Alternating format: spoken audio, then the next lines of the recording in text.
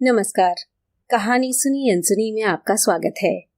दोस्तों, अगर आपको ये कहानियाँ अच्छी लग रही हैं तो इन्हें लाइक करें और चैनल को सब्सक्राइब करें।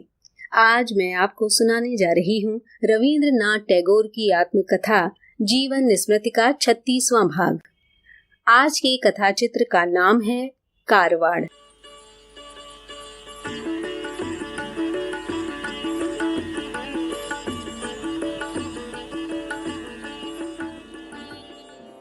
कुछ दिनों बाद हम लोगों ने सदर स्ट्रीट छोड़ दिया और कारवाड़ के समुद्री किनारे पर डेरा डाला।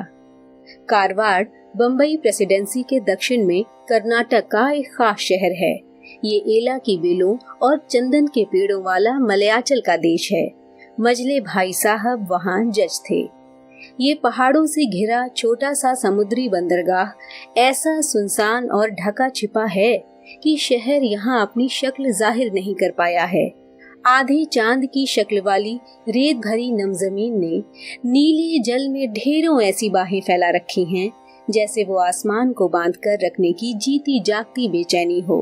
लंबे लंबे रेत भरे किनारे पर बड़े बड़े झाऊ के पेड़ों का जंगल है और उस जंगल के छोर पर काला नदी नाम की एक छोटी सी नदी दो पहाड़ों के बीच से निकलकर समुद्र में आ मिली है। मुझे याद है, एक दिन चांदनी रात के पहले पहर में एक छोटी सी नाव पर बैठकर हम लोग काला नदी में बहाव के उल्टी ओर दूर तक गए थे।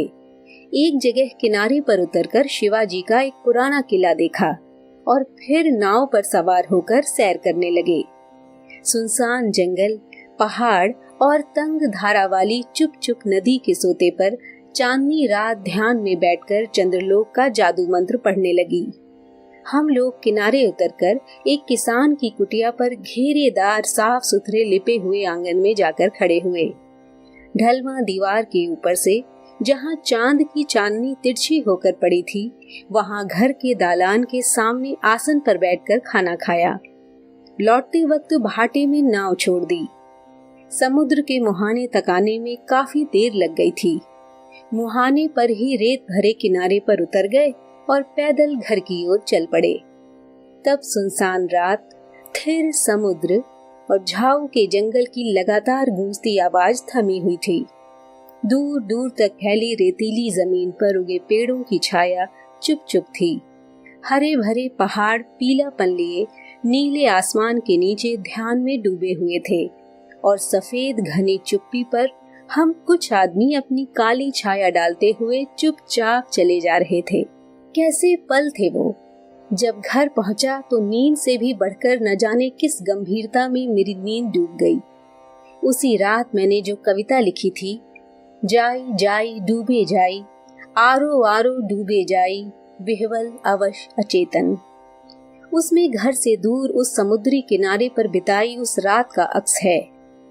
यहाँ एक बात कहना जरूरी है, किसी आम उछाह से मन जब ऊपर तक भर उठता है तब जो भी कुछ लिखा जाए वो अच्छा ही होगा, ऐसा कोई नियम नहीं।